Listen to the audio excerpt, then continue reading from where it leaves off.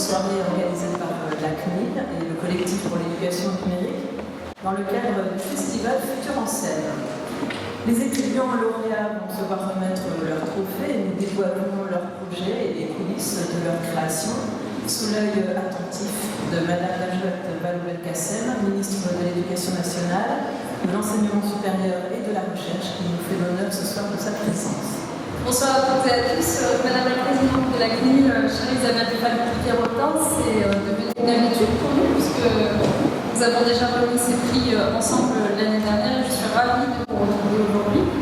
Monsieur le cofondateur d'Open Classroom, cher Pierre Dubuc, mesdames et messieurs les professeurs, les élèves et j'ai envie de dire, chers amis.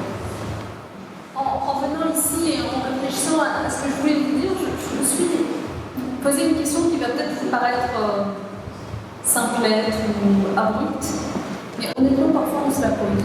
La question c'est, est-ce qu'il existe sur Internet une fonction qui abolit notre esprit critique?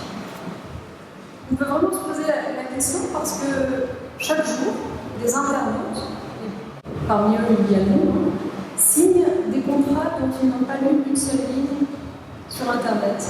Chaque jour, des internautes acceptent, sans même le savoir, de céder leurs droits sur des photographies ou des documents personnels sur Internet. Chaque jour, des internautes acceptent de laisser leur courriel être scanné par des entreprises privées. Et pourtant, ces internautes en question sont sains d'esprit. Si au détour d'une rue, le même type de situation survenait, si un inconnu les abordait en exigeant d'avoir leurs données personnelles, ces mêmes internautes répondraient évidemment jamais il me répondrait bien sûr, j'accepte et inutile de me faire dire quoi que ce soit, je vous fais entièrement confiance.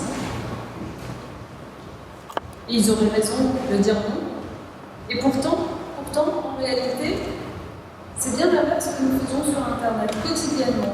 D'où ma question, est-ce que nous avons coché sur un navigateur une option qui désactive notre esprit critique? Non. Malgré tout, le fait de notre usage sur Internet manque d'une connaissance véritable des enjeux et des arcanes d'Internet. Et c'est pourquoi il est si important de faire tout ce travail que nous faisons ensemble pour cesser d'être des usagers d'Internet et devenir des acteurs. Ce qui passe par une véritable éducation aux médias et à l'information et par un apprentissage au sein de nos écoles du numérique et de l'informatique. Sensibiliser au bon usage d'Internet, ça doit commencer le plus tôt possible. Et ce sont justement des actions qui conjuguent esprit critique, recul, usage d'Internet, que viennent récompenser ces trophées et du CNUM. Et moi, ce soir, j'ai envie vraiment de vous féliciter avant même de vous remettre les prix, parce que vous avez su prendre appui sur le jeu, et que du jeu aux enjeux que j'évoquais tout à l'heure, il n'y a qu'un pas.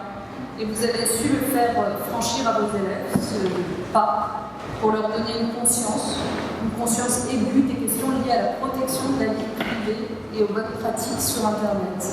Et ce que j'apprécie tout particulièrement, je vous le dis, c'est que ces prix viennent récompenser précisément l'engagement des jeunes, de nous, l'engagement de nos élèves, qui en sont les principaux acteurs. Et c'est précisément d'acteurs que nous avons besoin, plus que de simples usagers ou de simples spectateurs. Alors vraiment, bravo à vous. Vos initiatives méritent d'être récompensées, saluées, à leur juste valeur, et bien sûr, continuer, parce que oui, dans l'éducation nationale, comme on l'a vu avec le prix qui a été remis l'année dernière à ce très beau projet, eh bien nous avons besoin aussi que des projets comme cela grandissent et viennent alimenter nos classes.